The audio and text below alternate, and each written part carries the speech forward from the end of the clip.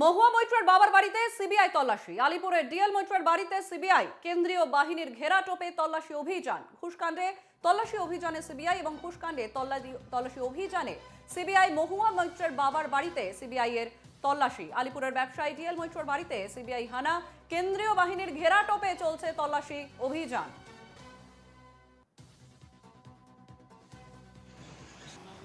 DL Maitra. আচ্ছা, মায়ের নাম কি? মঞ্জু মৈত্র। আমরা জানি না, আমরা গাড়ি চালাই, আমরা কি করি। এই সামনে ওনার বাড়ি আছে আলিপুরে। আর ফ্ল্যাট আছে, কার নামে আছে, ওনার মায়ের নাম আছে, ওখানে লেখা আছে, দেখুন না আপনি। আসুন আসুন, আমি দেখাচ্ছি আপনাদেরকে। হবে, আমরা বলতে পারি না। সিবিআই আসার পরে কি ওনার মা এলেন? হ্যাঁ, এই যে তো মহুয়া মৈত্র আসতেন এখানে? আমি আজ পর্যন্ত দেখিনি ওনাকে। তাহলে ওনার বাবাই থাকতেন? হ্যাঁ। মহুয়া মৈত্রকে চেনেন তো আপনি? না, আমি আজ পর্যন্ত দেখিনি মহুয়া মৈত্র কে আছে। মৈত্র উনি কি চা বাগানে কাজ করতেন? হ্যাঁ, ডিএল মৈত্র করেন কি?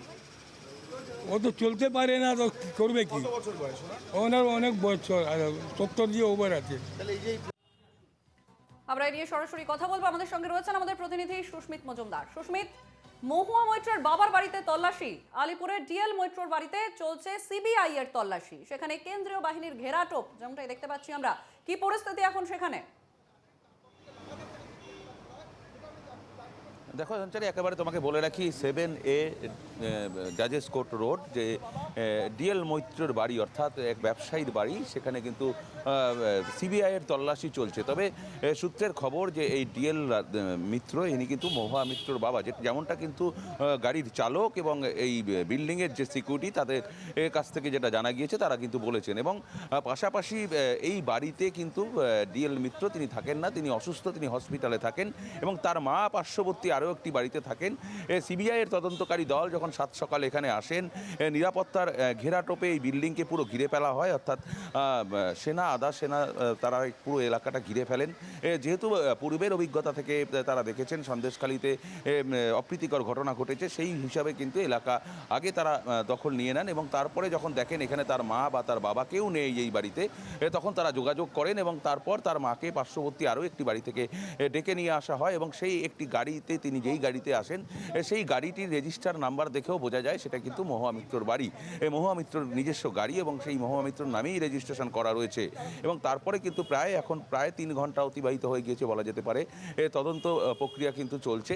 তবে মূলত যেটা জানা গিয়েছে যে সংসদে ঘুষ কাণ্ডের যে লোকপালের নির্দেশ, সেই অনুযায়ী যে তড়িঘড়ি নির্দেশ দেওয়া হয়েছে এবং তড়িঘড়ি যাতে এই যে রিপোর্ট জমা দেওয়ার কারণ বলা হয়েছিল, রিপোর্ট জমা দেওয়ার কথা বলা হয়েছিল এবং সিবিআইয়ের হাতে সেই তদন্তভার গিয়েছিল, সেই তদন্ত প্রক্রিয়াকে এগিয়ে নিয়ে যাওয়ার জন্য এই রেট কিনা সেইটা কিন্তু এখন দেখার বিষয়।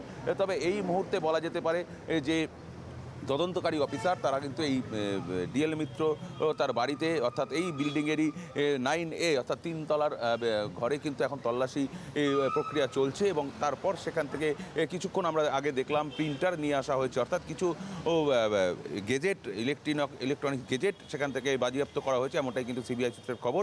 এবং পাশাপাশি যা যা উদ্ধার হয়েছে সেই সমস্তগুলো কিন্তু প্রিন্ট আউট করা হবে এবং আরও বেশ কিছু কাগজ বা বেশ কিছু নথিপত্র সেখান থেকে উদ্ধার হয়েছে। সেই সমস্ত বিষয়ে কিন্তু নজর রাখছে যে তদন্তকারী অফিসার তারা। আর সেই কারণে বলা যেতে পারে যে প্রায় 3 ঘন্টা অতিবাহিত হয়ে গিয়েছে। সিবিআইয়ের তদন্তকারী অফিসার যারা রয়েছেন তারা কিন্তু এই বাড়িতেই তদন্ত চালিয়ে যাচ্ছেন। এবং তোমাকে আবারও বলে রাখি যে এই গাড়ির চালক তিনি কিন্তু স্বীকার করেছেন যেটি মহুয়া মিত্রর মা এবং মহুয়া মিত্রর গাড়ি এটি, এবং এই যে বিল্ডিংয়ের যে সিকিউরিটি তিনিও কিন্তু স্বীকার করেছেন। তবে মহুয়া মিত্র এখানে আসতেন কিনা সেই বিষয়ে কিন্তু মুখ খুলতে চাননি কেউই।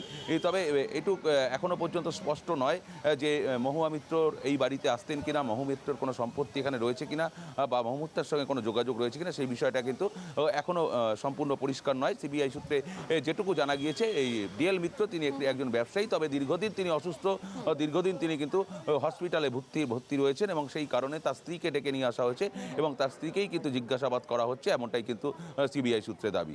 অনেক ধন্যবাদ। আমাদের সঙ্গে ছিলেন আমাদের প্রতিনিধি সুস্মিত মজুমদার।